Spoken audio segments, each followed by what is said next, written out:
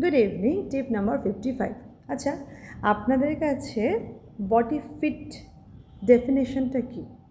Body ফিটের definition কি এটা যে বডি ওয়েট কমিয়ে দিলাম, স্লিম হয়ে গেলাম, দ্যাটস ইট? বডিতে মাসলসের কি হচ্ছে কি না হচ্ছে, আমার বডি ফ্লেক্সিবল কি ফ্লেক্সিবল নয়, আমার স্কিনের কোয়ালিটি ড্যামেজ হচ্ছে কি হচ্ছে না, বাট আমি স্লিম, বডি ওয়েট কমাচ্ছি, দ্যাটস ইট, হয়ে গেল আপনার বডি ফিট। শুনুন, যারা কিটো ডায়েট, ইন্টারমিডিয়েট ডায়েট করছেন, আমি তাদেরকে বারণ করছি না।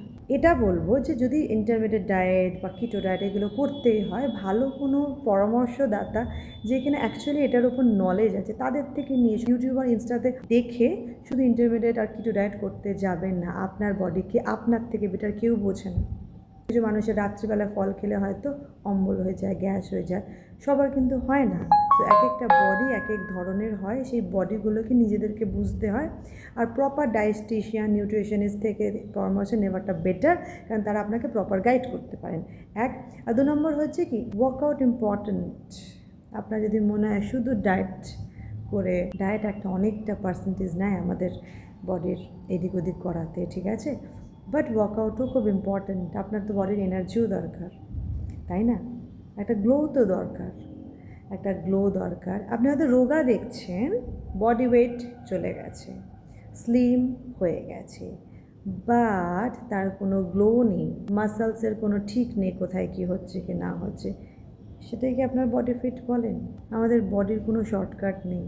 বডি কমাতে গেলে ওয়ার্কআউট করতে হবে, ডায়েট প্রপার ফলো করতে হয়।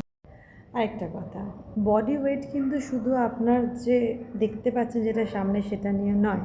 একটা বডির মধ্যে বোনস থাকে, মাসলস থাকে, ফ্যাট থাকে, ভ্যারাইটিস জিনিসপত্র নিয়ে কিন্তু বডি ওয়েট হয়। আপনারা শুধু বডি ওয়েট কমানোর জন্য পাগল হয়ে যাচ্ছেন, উইচ ইজ ভেরি গুড, আপনি ওটার উপর কাজ করুন, বাট আপনার ধরুন ফ্যাট বার্ন হওয়াটা ইম্পর্ট্যান্ট, বাট ফ্যাটের জায়গায় যদি মাসলস আপনার কমে যায়, সেটা কিন্তু আপনার শরীরের জন্য ভালো নয়।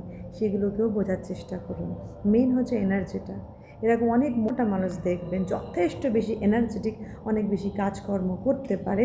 এরকম অনেক স্লিম দেখেন, টোন্ড বডি, বাট তার না আছে কোনো এনার্জি, না আছে মনে আনন্দ।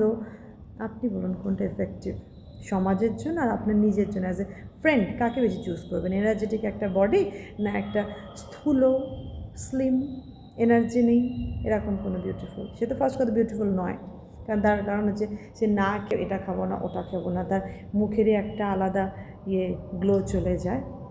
মনে রেখে কিন্তু ওভারঅলটাকে জোর দেয়, নট অনলি বডি ওয়েট।